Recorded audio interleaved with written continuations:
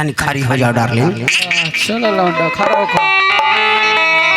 10 गो दरवाजा बा ये शरीर बा। 2 2 4 1 5 2 7 2 नीचे 1 बैक 7 2 9 1 बंद है ढोड़ी 10। बड़ी पुरानी वाली बा। बढ़ के अरे पियावा तोरी रदी है लौकर जम कई रदी है सौकर। जंप करता है सब सौकर है। ढोड़ी लौकर है प्राण निकल जाएगा फट जाएगा। आज मालिक कहा तनु बारू नहीं बने रे पैबो नौकर। ठोकी कीली तुड़ी खीली घेट ममोर दी धोके या कवाड़ी छूके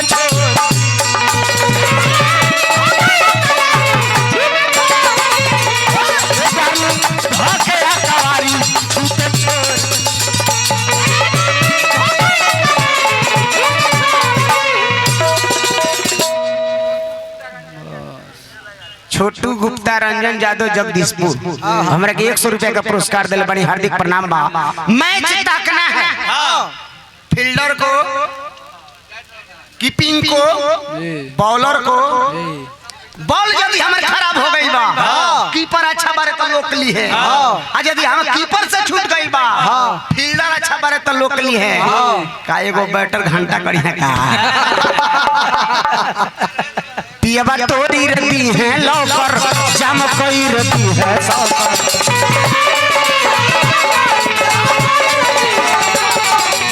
मालिक कहा तनु नहीं बने कोई नौकर।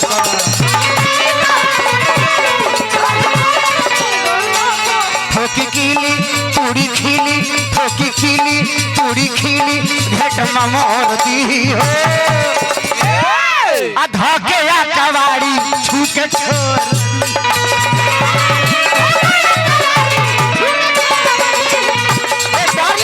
धोके या कवाड़ी छूके छोड़ डार्लिंग।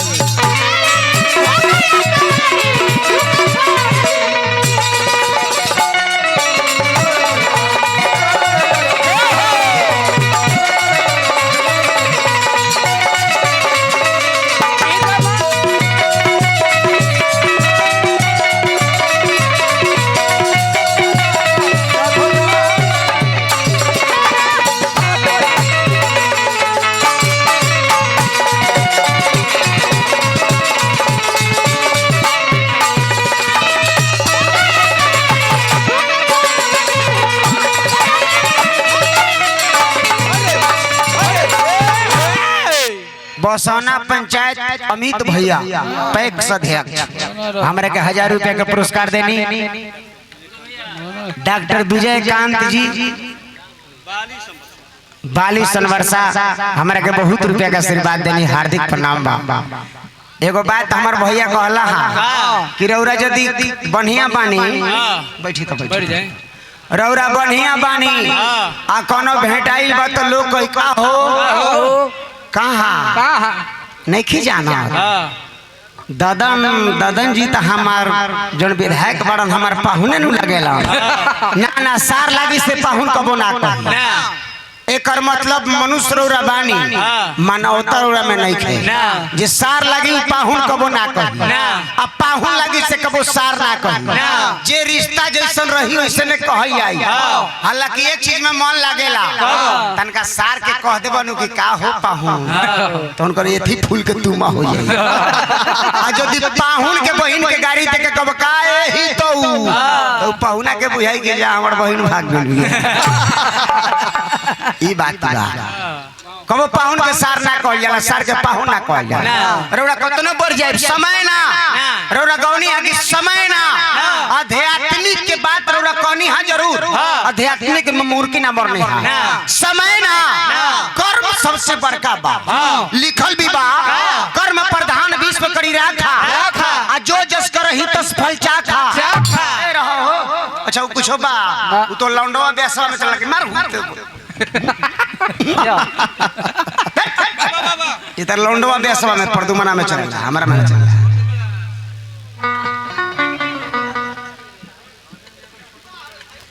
छोटू के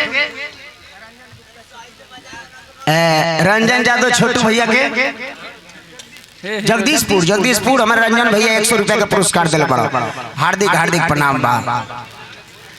ऐसे रउरा करम प्रधान 20 पे कड़ी राखा आ जो जस करही तस फल चाखा तेरी मेरी तेरी मेरी तेरी मेरी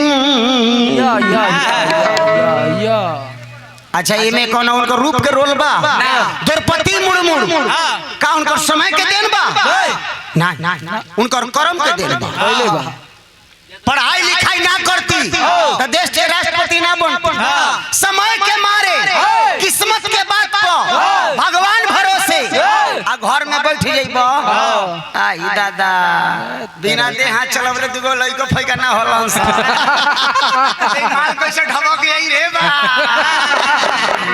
गिरे वाला बा ई सरबा के 3 हाली पाहुन कहली तनी मनी ऐसे करेला अच्छा हाली पाहुन कहत बन मुंह पर आई आ 10 हाली पाहुन आई बोलू तब जाके कहला अब मन करता अब तन छोड़े दो काय मन करम सबसे बड़का करम सब खमे आके अपने आँख भी करम सब खमे आके अपने आँख भी करम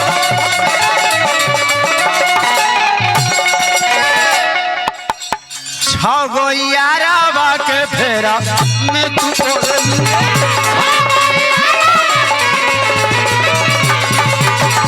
सहनी यारावन के फेरा में तू बोलली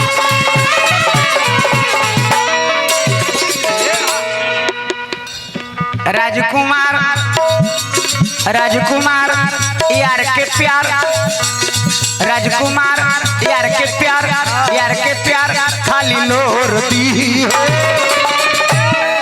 राजकुमार यार के प्यार खाली लोर दी हो देवे दो चाहे मुकेश कुमार यार खाली लोर दी हो धोखे या कबाड़ी झूठे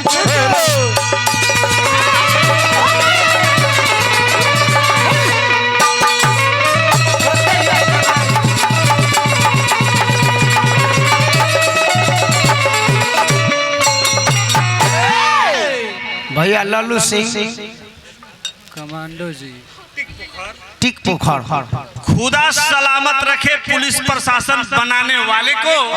मुकेश भैया आपसे क्या कहना है? घर को बेघर कर देती है जंगल में बंदूक चलाने वाले। जय हिंद सिन्हा गए बहुत अच्छा गए कमांडो देश के रक्षक बानी बहुत सुंदर था दुनिया में केहू नौकरी करता सबसे ईमानदारी का नौकरी यदि केहू करता तो फौजी भाई है जे बॉर्डर पर रहेले एगो घुसपैठी के ना ढुके देवे अब Bihar police Jharkhand police UP police बने लेवे ना देबो 2000 दे बुढ़ाई लेबो त का हम मन ओकरे पर जो छड़ मारे बोले घर त का हवे दो हमरा माननीय आदरणीय व्यास जी बस चलाए सब विपिन भैया हम प्रणाम करतनी। आज बहुत व्यास जी लोग ए मंच पर विराजमान बानी सब लोग के हार्दिक प्रणाम बा आ न्यू दोस्ती बा महाराज हार्दिक अभिनंदन करता नहीं हमार ददन बाबू।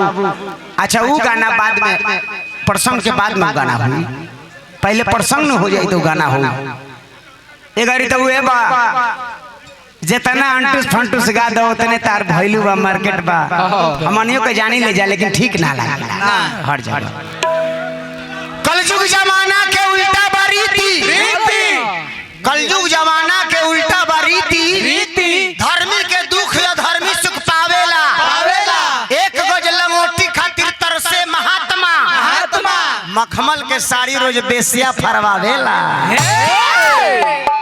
मिली तो नहीं है हीरो से एक गज लंगोटा ई साधु खातिर बेकार बा चड्डी पहन के चले होता मंच पर आ मखमल के साड़ी कोठा पर जे सुतताड़ी साहब लेकिन राम रहीम के चेला लागत रहत